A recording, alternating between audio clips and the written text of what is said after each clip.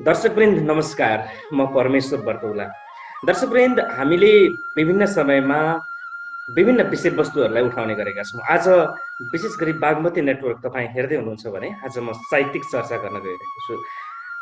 नेपालको मकवानपुर जिल्ला तत्कालीन छतिवन गाविस, हाल बकैया गाउँपालिकामा जन्मिनु भएका उमेश तिमल सिन्हा रोजगारीका सिलसिलामा जापानमा हुनुहुन्छ। जहाँ भए पनि साहित्यिक यात्रामा अनवरत रूपमा लागिरहनु भएका उमेश तिमल सिन्हासँग आज भर्चुअल माध्यमबाट म विशेष कुराकानी गर्न गइरहेको छु र केही कविताहरू, गजलहरू र साहित्यिक चर्चाहरू हामी सुनाउने प्रयासमा छौँ। आशा छ यो कार्यक्रमलाई अन्तिमसम्म हेरिदिनु हुनेछ। उमेश, यहाँलाई स्वागत छ। नमस्कार। नमस्ते, धन्यवाद। सन्चै हुनुहुन्छ? आराम छु। अनि नेपाल भन्दा बाहिरको बसाई, अझ कोरोनाको कहरसँग जुधिरहेको अवस्थामा कस्तो छ त्यहाँको अवस्था? पहिला सुरुमा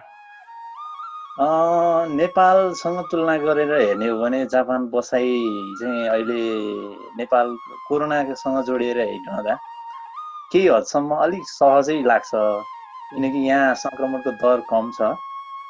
त्यस कारणले गर्दाखेरि त्यति जोखिम चाहिँ छैन। जति नेपालमा जोखिम छ भनेर लकडाउनको अवस्था छ, यहाँ त्यो अवस्था छैन। हामी काममा निरन्तर छौँ। एक हिसाबले अलिकति सहजै महसुस गरेको छु मैले चाहिँ व्यक्तिगत रूपमा। अब जस्तो उमेशजी, हामी अब विगतका दिनहरूलाई स्मरण गर्नुपर्दा होइन, हामी जुन हिसाबले साहित्यिक यात्रामा लागि परेका थियौँ अथवा लागेका थियौँ र अहिले कामको सिलसिलामा बाहिर हुनुहुन्छ, तैपनि विभिन्न माध्यमबाट यहाँ साहित्यिक कार्यक्रमहरूमा सहभागी भइरहनु भएको मैले पाइरहेको छु। यहीँ बसेर जुन क्रियाशील रूपमा अघि बढ्दा र त्यहाँ बसेर अहिले भर्चुअल माध्यमबाट साहित्यिक गतिविधिहरूमा संलग्न भइरहँदा के फरक पाउनु? अब यो यस्तो रहेछ, हुन चाहिँ अब साहित्यमा लाग्ने भोग जब हुन्छ, इच्छा हुन्छ, त्यो भएपछि त हरेक बाधा व्यवधानहरूलाई हटाउन सकिँदो रहेछ। यद्यपि यहाँ रहिरहँदा आफ्नो कामको एउटा व्यस्त सेड्युल हुन्छ होइन, किनकि हामी एउटा एक हिसाबले म काममै लाग्छु भनेर यहाँ आएका छौँ होइन। त्यस कारणले गर्दा अरूको चाहिँ अर्डर अनुसार, अरूले दिएको शिफ्ट सेड्युल अनुसार चल्नुपर्ने हुन्छ। केही कठिनाइहरू छ, त्यसका बावजुद केही बचेको समयलाई थोरै छुट्याएर मैले त्यति धेरै नेपालमा जति सहभागिता हुन सकेको छैन होइन। नेपालमा अहिले लकडाउनको कारणले गर्दा पनि साहित्यिक संस्थाहरूले भर्चुअल प्रोग्रामहरू धेरै भइरहेका छन्। केही प्रोग्रामहरूमा सकेसम्म सहभागी हुने कोसिसहरू मैले गरिराखेको छु। नेपालमा हुनु र यहाँ हुनुमा डिफिकल्टिजहरू त म धेरै देख्छु होइन, किनभने आफ्नो देशमा आफ्नो तरिकाबाट चल्न सकिन्छ, तर यहाँ उहाँहरूले, यहाँको व्यक्तिहरूले दिएको जुन सेड्युलभित्र आफू त्यो फ्रेमवर्कभित्र रहेर काम गरेर आफ्नो कुरालाई अगाडि बढाउन अलिक जटिलै छ एक हिसाबले भनौँ न। उमेशजी, कविता सुनाऊ हामी आज है। हस्, हुन्छ। म पहिलो कविता नै सुनाउँछु। पहिलो कविताको शीर्षक हो जिन्दगी। कविताको शीर्षक जिन्दगी। जिन्दगी यो अलि अगाडि लेखिएको कविता हो। जिन्दगी। जिन्दगीको झोलामा खन्याउँछु एकमुठी सास, भिर्छु झोला जिन्दगीकै काँधमा र हिँड्छु जिन्दगीको बाटोमा निरन्तर खोच्याउँदै एउटा घाइते जिन्दगी। पगाल्छु आत्मविश्वासको मैन र टाल्छु दुःखहरू जहिल्यै चियाइरहने जिन्दगीको पाल, सम्याउँछु जिन्दगीको बाटोमा उठेका डल्लाहरू बजारेर जिन्दगीको डल्लेठो, खन्छु जिन्दगीको बाँझो कुनाकानी उच्याएर जिन्दगीको भुत्ते कोदालो, सित्छु जिन्दगीको एउटा पाटो खन्याएर जिन्दगीको नुनिलो पसिना, फर्किन्छु जिन्दगीको अर्को पाटोतिर जहाँ मलाई जिस्काइरहेको हुनेछ एउटा सग्लो जिन्दगी। सट्टामा म फिस्सा हाँसिदिन्छु, रोप्छु जिन्दगीको कान्लोमा एउटा रुख र कोसिस गर्छु भत्केको कान्लो छेक्न, सार्छु जिन्दगीको बगैँचामा आशाको बिरुवा र पर्खन्छु एउटा आशालाग्दो भविष्य गोड्दै वर्तमान जिन्दगीका चराहरू। बादल ढाकिँदा जिन्दगीको आकाशमा उधारेको छु बादलको पर्दा, रगटेर मनका खुसीहरू बादलमाथि, छाल उठ्दा जिन्दगीको महासागरमा छेकेको छु छाल, तेर्स्याएर चौडा छाती झरी पर्दा जिन्दगीको आँगनमा ओत लगाएको छु घुम ओढाएर तनको, उरी चल्दा होस या असिना पर्दा हिम्मतको छानो उडाएर जोगाएको छु जिन्दगीको घर हो। पहिरो गएर के हो जिन्दगीको बाटोमा, उज्याउँछु सङ्घर्षका ज्यावालहरू र पन्छाइदिन्छु पहिरो, बनाउँछु चौडा सडक पहिरोमाथि र तय गर्छु एउटा नौलो जिन्दगीको यात्रा। समयको भेलले किनारा भत्काउन खोजेर के हो जिन्दगीको, लगाइदिन्छु धैर्यताको भयङ्कर पर्खाल र फर्काइदिन्छु भेल उतैतिर, र एउटा सग्लो जिन्दगी बाँचिरहन्छु, र एउटा सग्लो जिन्दगी बाँचिरहन्छु। धन्यवाद। वाह, यो कविता कति समय भयो हजुरले लेख्नु? यो कविता लेखेको त लगभग भयो होला 5-7 वर्ष अगाडिकै कविता हो यो। खास 5 वर्ष अगाडि त्यही बारीको पाटा कुटल्ले ठुकुटाउँदै गर्दा त्यही कुटु कुदालो सम्झेर त्यही भिर पाखालाई सम्झिँदै कविता बन्यो। जिन्दगीको गोरेटो जुन यात्रा तय गर्नुभन्दा अगाडि हेटौँडामा म त्यही सङ्घर्षकै दौरानमा थिएँ होइन, पढाउने पढ्ने होइन दुवै कामको सिलसिलामा हेटौँडामा थिएँ। हेटौँडामा लेखिएको कविता हो यो। मकवानपुरै माटोले अहिले पनि ती माटोको सुगन्ध जापानमा हुँदा आइरहन्छ होला होइन? कतिखेर आउँ कतिखेर जाउँ जस्तो हुँदैन। वास्तवमै हुन्छ। मलाई त्यो आफ्नो देश, आफ्नो होइन जन्मभूमि, आफू उभिएको माटो, आफूले जुन माटोले मलाई यति बनायो यति हुर्कायो, त्यसको अगाध प्रेमले त वास्तवमै एउटा हुन्छ नि कहिलेकाहीँ मुटुमा एउटा हुन्छ नि भखानु नै पर्छ नि एक हिसाबले भन्नुपर्दा। झन् जब हामी टाढा हुँदा रहेछौँ नि, जुन चिजबाट हामी नजिक छौँ भने त्यो चिजको मूल्यमा कहीँ कतै हामी अलिक बेइमान गरिरहेका हुन्छौँ कि भने जस्तो पनि मलाई अलिअलि फिलिङ हुन्छ क्या। हामी जे चिजको नजिक छौँ त्यो चिजको मूल्यप्रति हामीले अलिकति केही बेइमानी अथवा केही चाहिँ त्यो मूल्यको अवमूल्यन गरिरहेका हुन्छौँ कि केही हदसम्म होइन। सकेसम्म त हामी त्यसरी सोध्न त सोचिन्नौँ, तर अहिले टाढा भएर हेर्दाखेरि त्यसको मूल्य अर्कै भएको पनि महसुस हुँदो रहेछ। यद्यपि आफ्नो मेरो विचार त खास आफ्नै देशमा गर्नुपर्छ भन्ने नै थियो, र बाध्यताहरूले अब यो यता पुर्यायो। र पनि म यहीँ चाहिँ लामो समय धेरै समय बस्ने मेरो इच्छा छैन, प्लानिङ पनि छैन। आफ्नै देशमा गएर बस्ने इच्छा छ। उमेशजी, दोस्रो कविता सुनौ आदरणीय दर्शकहरू। यतिखेर तपाईँ बागमती नेटवर्क हेरिरहनु भएको छ र आज उमेश तिमल सिन्हाज्यूसँग छु म यति बेला, र तपाईँलाई कविता गजल सुनाउने उमेशजीको ध्यान रहनेछ आज। र विशेष गरी हामी कथा, कविता, गजल, साहित्यिक सिर्जनाहरू सुनाउने गर्छौँ। हामीले लगभग हरेक हप्ता जसो यो कार्यक्रमको आयोजना पनि गरिरहेका छौँ र तपाईँ माझ जोडिन पाउँदा हामीलाई खुसी पनि लागेको छ। र उमेशजी, दोस्रो कविता। धन्यवाद। म दोस्रो कविताको शीर्षक भिन्नता। कविता यस्तो छ। भिन्नता। उसले मुटु झिकेर ढुङ्गासँग साटेपछि यति बिघ्न रिसाएको हो कवि र कविता। उसले मुटु झिकेर ढुङ्गासँग साटेपछि यति बिघ्न रिसाएको हो कवि र कविता। उसले फुल टिप्ने बहानामा कोपिला छुडेपछि, उसले माली हुने चाहनामा हाँगा भाँचेपछि बसाउन छोडेको हो फुल, मुस्काउन छोडेको हो फुल। मैले अलिकति गाउँको खुसी कवितासँग साट्दा, मैले अलिकति गाउँको खुसी कवितासँग साट्दा, अलिकति दुःख अक्षरहरूमा लेख्दा जलेर खरानी हुने हो भन्ठान छ। गाउँले रमाउने हुन्न सहरसँग, गाउँले मुसार्ने हुन्न दुखेको घाउ। के थाहा उसलाई, के थाहा उसलाई म हरेक रात गाउँको सिरानी हालेर सहरको अङ्गालोमा निदाइरहेको हुन्छु। के थाहा उसलाई म हरेक बिहान बिउजदा जोर आँखामा आधा गाउँ र आधा सहरको सपना देखेर बिउजन्छु। हिँड्दा एक पाइलो गाउँ र एक पाइलो सहरै हिँडेको छु, बोल्दा एक वाक्य गाउँ र एक वाक्य सहरै बोलेको छु। सास फेर्दा गाउँ सहर मिश्रित हावा नै आवत जावत हुन्छ नाक भएर बाहिर भित्र। यो के थाहा उसलाई, मात्र मेरी आमालाई थाहा छ। उनी प्रसव पीडामा व्यथित भइरहँदा म निसासिएको थिएँ गर्भभित्र र पहिलो पाइला धरतीमा टेक्दा पाएको हुँ आमा र गाउँको न्यानो माया। उसलाई थाहै छैन त्यही पोडियम काला अक्षरहरू, सेता कागज केही परिचित अपरिचित अनुहारहरूलाई मात्र थाहा हुनुपर्छ जतिखेर एउटा थरथराएको आवाज गुन्जिएको हो सहरको एउटा कोठामा र त्यही दिनबाट गाँसिएको हो सहरसँग मेरो प्रेम सम्बन्ध। यो पनि थाहा छैन उसलाई म गाउँ भएर सहर बाँचेको छु, सहर भएर गाउँ बाँचेको छु र म सम्झेर होस् वा बिर्सेरै गाउँ हुँदा सहर खोजिरहेको हुन्छु, सहर हुँदा गाउँ खोजिरहेको हुन्छु। यति फरक छ ऊ र म बीच, यति फरक छ ऊ र म बीच। धन्यवाद। हरेक साहित्य क्षेत्रमा लाग्ने व्यक्तिहरू जसले आफूलाई वरिष्ठ ठान्छन्, वरिष्ठ कवि भन्छन् अथवा अगाडि आफ्नो अगाडि वरिष्ठ झुन्ड्याउन उनीहरू खोज्छन्, चाहन्छन् होइन।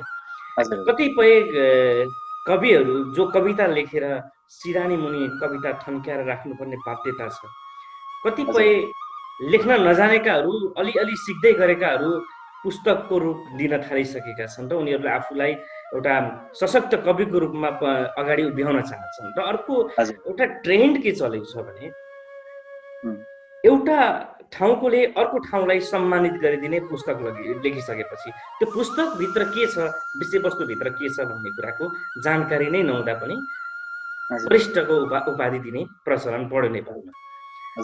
यसले गर्दा मूलत साहित्यमा लाग्ने र साहित्य लेखनमा क्रियाशील रहने जुझारु युवाहरू अथवा कतिपय वृद्ध अवस्थाका पनि हुनुहुन्छ होइन, उहाँहरूलाई चाहिँ मनमा के फिल हुनुभयो अथवा के चाहिँ उहाँहरूको मनमा तरङ्गित हुनुभयो?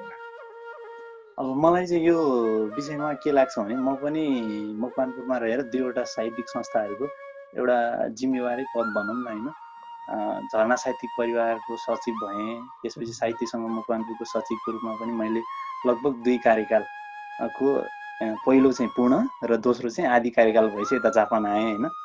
यो बेलाको अनुभवमा मलाई के लाग्छ भने त्यस्ता गतिविधिहरू पनि देखिन्छन् होइन। समाजमा त हरेक चिज हुन्छ, एउटा राम्रो नराम्रो, समाज भनेकै राम्रो नराम्रो पक्षहरूको सम्मिश्रण हो जस्तो लाग्छ मलाई। र हामीले यहाँलाई सिधै शब्दमा भनिन कि साहित्य यो किनबेचको श्रृङ्खला चल्यो भनेर भनिन, मैले मात्र भूमिका बाँधेँ, यहाँले बुझ्नुभयो भन्ने मलाई लाग्छ। हो, मैले बुझेँ। यो चाहिँ के राम्रो नराम्रो सबै चिज चलिरहेको हुन्छ। अब हामीले के चिजलाई चाहिँ प्रायोरिटी दिने त?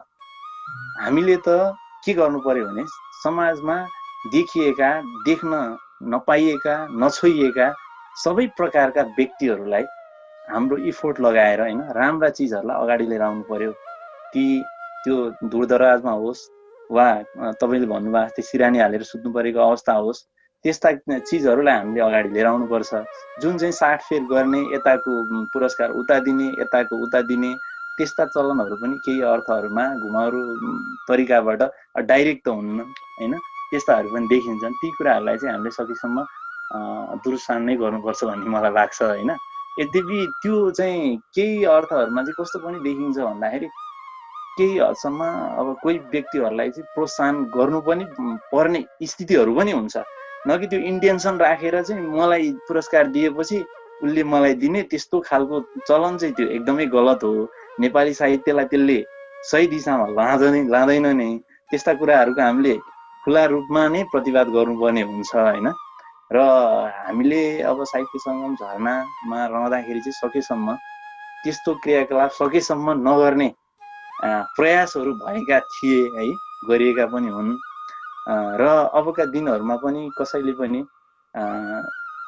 लुकेर रहेको प्रतिभाहरूलाई अगाडि लिएर आउनुपर्छ र राम्रा प्रतिभाहरूलाई सकेसम्म प्रोत्साहन गर्ने होइन, गर्न खोज्नेलाई प्रोत्साहन गर्ने र राम्रो र उत्कृष्ट रचनाहरूलाई सम्मानित गर्ने र समाजमा अगाडि लिएर आउनुपर्छ भन्ने नै मेरो विचार हो। उमेशजी अर्को कविता सुनाउँ यति बेला। हस्, हुन्छ। अर्को कविताको शीर्षक हो ऊ एउटा बिम्ब। कविताको शीर्षक ऊ एउटा बिम्ब। यो कविता चाहिँ 2071 सालमा लेखेको रहेछ है। 2071 2 महिना 2 गते लेखेको रहेछ, हेटौँडामै हुँदाखेरि लेखेको कविता है। ऊ एउटा बिम्ब कविताको शीर्षक। उसले समयको आरणमा दुःखको खलाती चलाउँदा विसङ्गत रिजिड डल्लाहरू गालेर बनाएको हो विश्वासको खम्बा।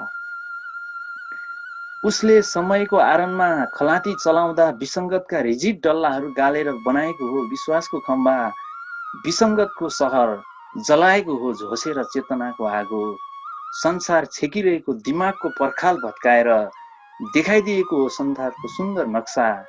सायदैलाई थाहा हुने थियो कस्तो हुन्छ पर्खाल बाहिरको दृश्य। उसले बनाएको विश्वासको तुइन चढेर तरेका हुन् सपनाहरू दुःखको अप्ठिरो जङ्गार। उसले खनेको बाटो हिँडेर गाउँ पसेका हुन् विकासका पाइलाहरू। नदेखिएका अनुहारहरू देखिएका हुन् मात्र ऊ अदृश्य भइदिँदा केही क्षण। यद्यपि ऊ देखेरै हराएको हो, हराएरै देखिएको हो। आडम्बरको कोट पहिरेर सधैँ झिस्क्याइरहने एउटा वैशालु समय मलाई सोधिरहन्छ, खै तैँले खोजिरहेको चेतनाको सग्लो प्रतिबिम्ब। म अवाक याम सकिरहेको मौसम जस्तो भागिरहेको क्षितिज देखाउँदै भन्ने गर्छु, हो त्यही हो एउटा नौलो प्रतिबिम्ब हराएको प्रदेश, जहाँ नदेखेरै नभेटेरै भेटिन्छ चेतनाको नौलो महामेला, चेतनाको नौलो महामेला। धन्यवाद। र मलाई चाहिँ के लाग्छ भने शून्य भन्ने नै चिज छैन, इमेजिनरी हो। शून्यता त इमेजिनरी हो नि, होइन र? यो त परिकल्पना हो। परिकल्पनामा जब हामी जान्छौँ, परिकल्पनाबाट फेरि हामी यथार्थ धरातलमा त आउनै पर्छ नि, पर्दैन र? हामी बाँचुन्जेल त परिकल्पनामा एकछिन हराउँला, फेरि हामी यथार्थ धरातलमा आउनै पर्छ। यसको मतलब के हो भने हामी यथार्थबाट हामी कहिले पनि छुट्टिन सक्दैनौँ। त्यतिखेर छुट्टिन्छौँ जतिखेर हामी चितामा पुग्छौँ, होइन?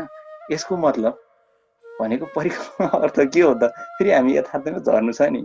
सगरमाथा उचाइमा आरोहण गरिसकेपछि फेरि हामी तलै झर्नु छ नि, होइन? तलै झर्नु पर्ने अवस्था छ, होइन? गजल सुनाउँ आदरणीय दर्शकहरूलाई, गजल सुनाउँ। गजल सुनाउँछु ल, एउटा गजल सुनाउँछु है त। गजल यस्तो छ, यो चाहिँ श्रृङ्गारिक अन्त यहाँ देश प्रेम छ, श्रृङ्गार र गए श्रृङ्गार भनिन्छ। म चाहिँ भन्छु प्रेम त हामी प्रेमबाट हामी टाढा भाग्न सक्दैनौँ, कि देश प्रेम हुन्छ कि मानवीय प्रेम हुन्छ, होइन?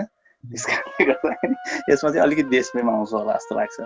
केही दूर क्षितिज भेट्न हिँड्यौ बाटोमा ध्यान दिनु, दूर क्षितिज भेट्न हिँड्यौ बाटोमा ध्यान दिनु, टेकी हिँड्ने पाइला पाइला माटोमा ध्यान दिनु, दूर क्षितिज भेट्न हिँड्यौ बाटोमा ध्यान दिनु। हिँड्नुपर्छ अनन्त लुकाएर दुःखहरू, बल्झिन नि सक्छ घाउ खाटोमा ध्यान दिनु, दूर क्षितिज भेट्न हिँड्यौ बाटोमा ध्यान दिनु, टेकी हिँड्ने पाइला पाइला माटोमा ध्यान दिनु। समस्याका पहाडहरू फोर्नु छ पल पल, समस्याका पहाडहरू फोर्नु छ पल पल, डल्ला फोर्दा समस्याको राटोमा ध्यान दिनु, दूर क्षितिज भेट्न हिँड्यौ बाटोमा ध्यान दिनु, टेकी हिँड्ने पाइला पाइला माटोमा ध्यान दिनु। दिनपछि रात हुन्छ, दिनपछि रातो हुन्छ, रातोपछि दिन, सुख दुःख जिन्दगीको पाटोमा ध्यान दिनु, दूर क्षितिज भेट्न हिँड्यौ बाटोमा ध्यान दिनु, टेकी हिँड्ने पाइला पाइला माटोमा ध्यान दिनु। गाउँ बस्ती मजेरीमा डुलेका छन् भोकहरू, गाउँ बस्ती मजेरीमा डुलेका छन् भोकहरू, पेट भर्न एकमुठी आँटोमा ध्यान दिनु, दूर क्षितिज भेट्न हिँड्यौ बाटोमा ध्यान दिनु, टेकी हिँड्ने पाइला पाइला माटोमा ध्यान दिनु। धन्यवाद। दूर क्षितिज भेट्न हिँड्यौ बाटोमा टेकी हिँड्ने पाइला पाइला माटोमा ध्यान दिनु। या अन्तिममा आँटोसम्म पुर्याउनु भएको छ, होइन? हजुर, अन्तिममा हामीले आँटोमै ध्यान दिनुपर्छ, माटो ध्यान दिँदा चाहिँ, होइन? त्यही आँटोलाई ध्यान दिने क्रममा अहिले तापान हुनुहुन्छ। र गजल विधा आफैमा उत्कृष्ट विधा हो, होइन? गजल लेख्ने त जो सुरुवाती चरणमा साहित्यलाई मन पराउँछन् उनीहरूले गजल नलेख्ने कमै होला मलाई लाग्छ। अब यो गजलले सजिलै अलिकति पाठकहरूलाई अलिक सजिलै आकर्षण गर्ने एउटा विधाको रूपमा पनि हो, होइन? गजलमा अलिकति गजलसँग बढी श्रृङ्गारको रूपमा गजलको सुरुवाती चाहिँ श्रृङ्गारबाटै भएको कारणले यौवन युवतीहरूको र युवा र युवतीहरूको बातचित प्रेमालाप बाट यो सुरु भएको भनेर मानिन्छ, उर्दू फारसीबाट। त्यस कारणले गर्दाखेरि अलि यसलाई अलिकति श्रृङ्गारले पनि भरिएको कारणले युवाहरूमा अलिकति आकर्षकको विषय बन्छ र बिस्तारै बुझ्दै गरेपछि हरेक अहिले त श्रृङ्गारलाई भन्दा पनि बढी चाहिँ अहिले सामाजिक देशप्रेम लगायतका विषयवस्तुले गजलमा पनि स्थान पाउन थालेको छ। यो आफैमा पनि राम्रो कुरा हो। अर्को गजल पनि, अर्को चाहिँ म एउटा श्रृङ्गारिक गजल बनाउँछु है। श्रृङ्गार अब मैले भनिसकेँ, श्रृङ्गार त हाम्रो जीवनको एउटा अभिन्न अङ्ग हो, एउटा पाटो नै पर्छ, एउटा पाटो अपरिहार्य छ। यस्तो छ, जुन लेख्ने घाम लेख्ने को हो मान्छे त्यो, जुन लेख्ने घाम लेख्ने को हो मान्छे त्यो, दिलमा मेरो नाम लेख्ने को हो मान्छे त्यो, जुन लेख्ने घाम लेख्ने को हो मान्छे त्यो। अनाम अनाम एउटा चिठी थमाए थियो हल्काराले, अनाम अनाम एउटा चिठी थमाए थियो हल्काराले, ठेगानामा गाम लेख्ने को हो मान्छे त्यो, जुन लेख्ने घाम लेख्ने को हो मान्छे त्यो, दिलमा मेरो नाम लेख्ने को हो मान्छे त्यो। कहाँ मिल्छ, कहाँ मिल्छ साँचो माया बेच्न सुन चाँदीसँग, कहाँ मिल्छ साँचो माया बेच्न सुन चाँदीसँग, बिक्री गर्न दाम लेख्ने को हो मान्छे त्यो, जुन लेख्ने घाम लेख्ने को हो मान्छे त्यो, मनमा मेरो नाम लेख्ने को हो मान्छे त्यो। म त मायाको सहर भएर हिँड्छु, म त प्रेमको सडक भएर हिँड्छु, प्रेम सडक जाम लेख्ने को हो मान्छे त्यो, जुन लेख्ने घाम लेख्ने को हो मान्छे त्यो, मनमा मेरो नाम लेख्ने को हो मान्छे त्यो। धन्यवाद। मनमा तपाईँको नाम लेख्ने मान्छे पाउनु भयो होला, गजल नै बनाउनु पर्ने भयो होइन। अब यो गजल त यहाँले अलि धेरै अगाडि लेख्नु भएको कि जस्तो लाग्यो। यो गजल अलि अगाडि भनेको लगभग त्यो 68-69 होला जस्तो लाग्छ मलाई। त्यो अगाडि त मैले लेखेँ। जुन लेख्ने घाम लेख्ने को हो मान्छे त्यो पहिलाउन नपाउँदै हो कि गजल लेख्नु भएको? यो पहिलाउन नपाउँदै हो। एउटा यो त्यही अलि भन्ने कहिलेकाहीँ शून्यतामा गएर लेखिन्छ र फेरि यथार्थमा आइन्छ नि, त्यो चरण त्यही हो जस्तो लाग्छ एक हिसाबले। ती दिनहरू सम्झिनुहोस् न अलिकति, त्यो जुन लेख्ने घाम लेख्ने मान्छे खोज्दै जाँदाको चरणलाई याद गर्नुहोस् त अलिकति। अब यो चाहिँ अब यस्तो छ है, अब यो मेरो ब्याकग्राउन्ड होइन, अवस्था सबै कुराले कुराहरू आउँदो रहेछन् होइन। तर त्यति धेरै सोचेर अथवा त्यति धेरै खोजेर अथवा त्यो प्यासन अलिकति भएन खासमा होइन।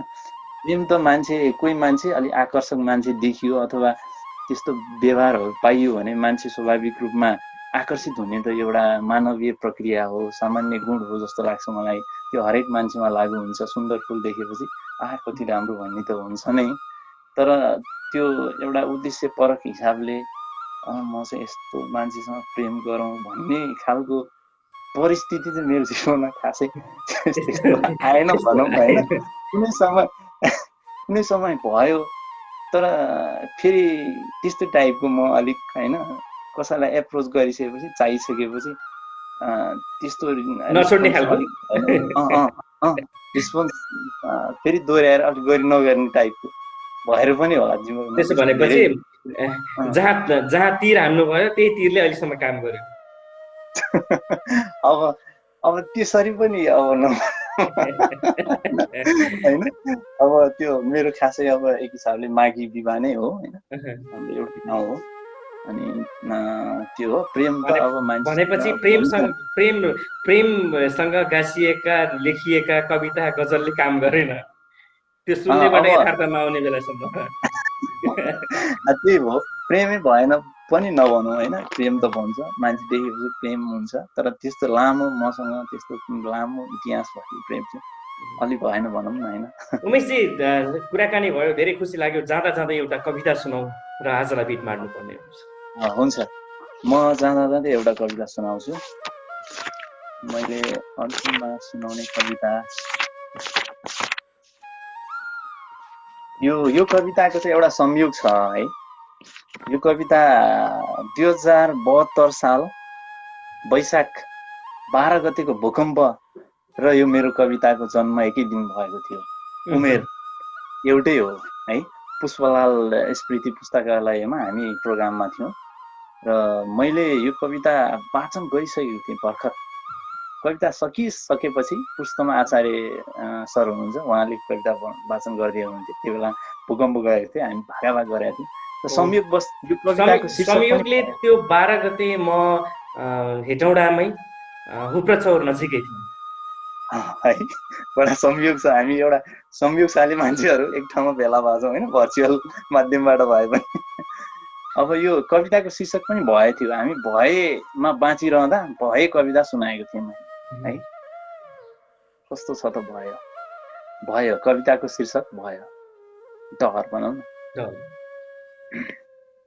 फोरेर पौरखी विचारहरूले घमण्डको पहाड बनाएको हो। यही भूगोलमा चेतनाहरू हटाउने समथर भूभाग र यही माटोमा रोपिएको हो एउटा बिरुवा सिचेर रगत पसिनाले। मानौ पानीको अभाव यी थोपा थोपा रगत पसिनाले मेटाएको छ। घेरो हालेर इन्द्रिणी विचारहरूले टेको हालेर केही सपाट आस्थाहरूले उकेरा लगाएको हो। बटुलेर केही समकालीन कुटाहरू मिसाएर नागरिकका प्राङ्गारिक विचारहरूको मल यसले पाएको हो। हरेक छिमलको पालुवा र यही पालुवा हेरेर पुलकित भएका हुन् सुन्दर सपना देखिरहेका लाखौं थान आँखाहरू। अभाव भन्नु यसको पाठशाला, सङ्घर्ष भन्नु यसको गृह कार्य, यसका जरा काण्ड र हाँगाहरू नागरिकका नैतिक कोषहरू हुन्। यसले ओडेको सिङ्गो आकाश भन्नु विश्वास पुनेर बनाएको सुरक्षित ओत हो, जहाँ उतिएका छन् लाखौंका लाखौं लाख सपनाहरू। विचारको हुरी चल्दा लासिएका यसका कलिला हाँगाहरू आजकल छरपष्ट सिटा झैँ फ्याँकिएका देखिन्छन् अखबारहरूमा। वैचारिक खडेरीले उहिलिएका छन् यसका पालुवाहरू र सघन विचारको अभावमा छटपटाइरहेका छन् यसका जराहरू। बादल ढाकिँदा यसको आकाशमा फेरि पनि हुनै सकेन वैचारिक संश्लेषण र यसले उत्सर्जन गरिरह्यो उस्तै प्रदूषित वैचारिक हावा र हामी त्यही हावामा हर पल श्वास प्रश्वास गरिरहेछौँ उकुस मुकुस उकुस मुकुस। नहुनै सक्यो यसका जरा काण्ड र पातहरू भोकमरी र महामारीको ओखती न झाँगिएर बन्न नै सक्यो भरिया दाइको एक पाको छहारी जिन्दगी। आजकल मलाई हरेक बिहान एउटै भयले सताइरहन्छ, यो विचारको बिरुवाले पूर्ण जीवन पाउँछ कि पाउँदैन, यो आशाको कोपिला फुल्छ कि फुल्दैन, यो आशाको कोपिला फुल्छ कि फुल्दैन। धन्यवाद। अहिलेसम्म त्यही डर छ हजुर। यो आशाको विचारको जब संस्थागत हुँदैन सिस्टम होइन, जब संस्थागत हुँदैन हाम्रो एउटा व्यक्तिगत जीवन त चल्दैन भने, एउटा व्यक्तिगत घर त चल्दैन भने यो देश कसरी चल्ला, यो समाज कसरी चल्ला, मलाई त्यस्तै लाग्छ। हुन्छ उमेशजी, यहाँको अमूल्य समयको लागि धेरै धेरै धन्यवाद छ। र अन्तिममा आदरणीय दर्शकहरूलाई के भन्न चाहनुहुन्छ? यहाँले यति धेरै अहिले त हामी हुन त हामी एउटै सहरको एउटै देशको एउटै समाजको छौँ है, र पनि अहिले हामी धेरै टाढा 7 समुद्र पारी वारपार हाम्रो कुराकानी भइरहेको छ। यो मौका प्रदान गर्नुहुने तपाईँ मेरो परम मित्र परमेश्वर पोख्त बर्तौलाजी प्रति म एकदम हार्दिक नमन गर्न चाहन्छु। यहाँले जुन मलाई समय दिनुभयो, अवसर दिनुभयो र मेरा विचारहरूलाई सम्पूर्ण श्रोता दर्शक माझ ल्याउने पस्कने जुन मौका दिनुभएकोमा म यहाँप्रति एकदम हार्दिक आभार, यहाँको च्यानलप्रति हार्दिक आभार व्यक्त गर्न चाहन्छु। र सबैजनाप्रति साहित्य, कला, साहित्य र सृजनालाई माया गरिदिनुहोस् र यो च्यानल हेरेर लाइक, सब्सक्राइब, सेयर गरिदिनुहोस् भन्न चाहन्छु। धन्यवाद। धन्यवाद। नमस्ते। बागमती नेटवर्क, नहेरे पछि परिन्छ। सत्य, तथ्य र सूचनाको लागि हामीसँगै रहनुहोला।